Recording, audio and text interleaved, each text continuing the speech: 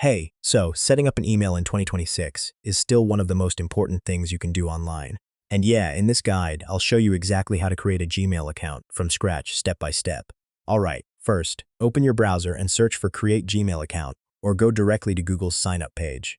Then click on Create Account. Now, type in your first name and last name. After that, choose a username. This becomes your email address. If your username is already taken, you'll see suggestions.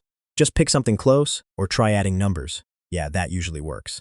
Next, create a strong password. Use a mix of letters, numbers, and symbols. The stronger it is, the safer your account will be. You'll be asked to enter a phone number.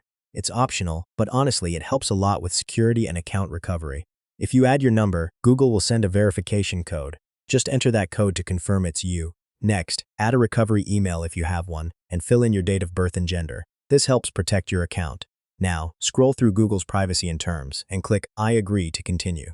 And that's it. You'll be taken straight to your Gmail inbox. You can now send and receive emails right away. Quick tip, go into settings and add a profile picture, create an email signature, and maybe choose a theme.